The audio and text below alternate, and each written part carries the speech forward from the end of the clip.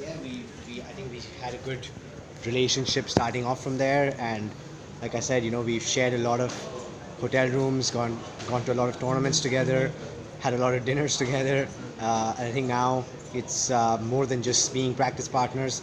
I think we're genuinely very very good friends, and on a personal level, and I cherish that relationship very dearly, and I'm sure he does the same. Um, how was the match according to you today? I mean, you mixed it up well with the pace, with the lobs and things like that. Do you consider it a be an easy match, or what is the? No match is easy at this level. Of course, it's good to win 3-love. I think I started well, but he came back in the first game, but he came back really well Yeah. in the middle portion of that. I think I probably did well to kind of refocus and get through that first game. It was my first match on the glass court as well, so um, I think after that, I started feeling the court a bit better and understanding what to do and executing the way I needed to play on that court, and that helped. And it's momentum. So obviously, if I start off well, it helps, and um, the it's a 3-love, but it's the world championship. So unless someone gets injured and he's not really playing, like there's no match which is easy. So it's good to win 3-love. Uh, Following up Chicago, you did really well there. Following that up, is that playing in your head? Or No, it's not. I mean, of course, you want to uh, do as well as Chicago and go further, but it's taking one match at a time.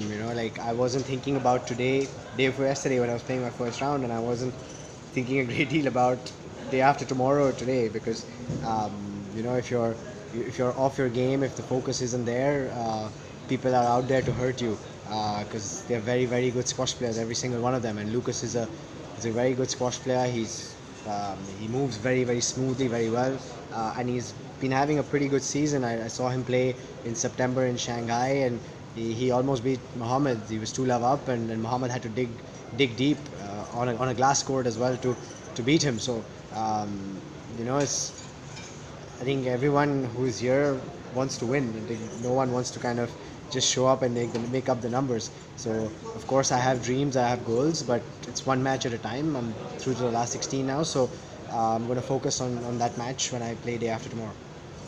talking about Muhammad or Adrian? I mean, is there a pick? Uh, I mean, obviously Mohammed is. I mean, Mohammed and me go way back a lot, and we've trained together as well over the last. Well, not this part of the year, but last year, because when he was training with David Palmer, both of us were training with him. So, like I would be happy for him to win, but obviously day after, if I play him, I want to win. So, hopefully, whoever wins, hopefully I win, but hopefully it'll be Mohammed, and I will win a day after. You want to turn back time to 2008? Last time you beat him? It's been quite some time. I mean, it would be good to set the record. I mean, look, it's a different time. It's different players. I think he's playing differently. I'm playing differently as well now. I think the levels of both of us is much higher than what it was in 2008. Um, in terms of the result, of course, I would like to turn back time. But I think in terms of the performance, I don't think I'd be able to manage the W if I turn back the time. So hopefully I will play well and I will win. Yes. Congratulations. Thank you. Thanks a lot, Thanks guys. a lot. Cheers.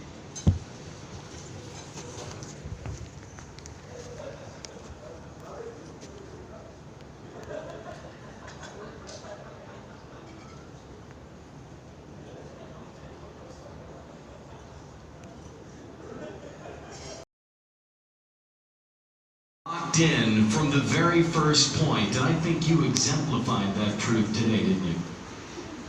I mean, like you said, it's a World Championships. You're playing the best players in the world every single round, and the depth in men's squash today is unbelievable. Like you're seeing through this week, and I think everyone, not just me, everyone just has to be totally focused from the first point. Um, it's a tough sport, so it's good to win 3-0. Not to mention, you need to give yourself certain advantages, and I can't think of a higher IQ to have in your corner today than James Wilstrip. Talk about your relationship with James.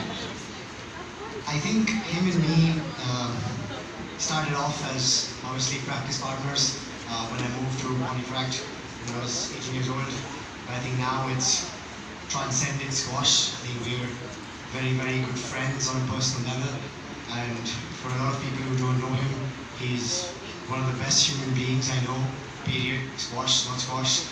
And of course, the amount he's achieved, the amount I have learned from him, watching him play, sharing hotel rooms with him, speaking to him, is invaluable and priceless, and you can't put a number on it. And obviously having him in my corner is brilliant, and we're trying to help each other out as much as we can this week, and hopefully both of us will keep going deeper into the draw. Indulge me for a minute, but I want to take a trip back in time about 13 years. There was a 20-year-old kid from India here at the Asian Games who was the first person from India ever to capture a medal at the Asian Games. Did you ever think back then that you would be standing here at the World Championship in your 200th event on the PSA World Tour?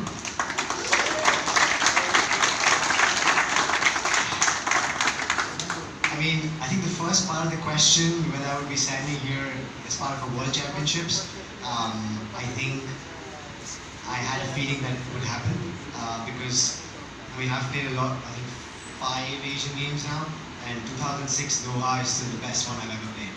And it's testament to the organizational capabilities of this country, and even this tournament, it's, if not the best, one of the best on tour. So I knew they were going to do a World Championships at some point. And the question was whether I was going to be good enough to be in it. Happily for me, I think this is the 3rd time I'm playing it over here. 200th event? No.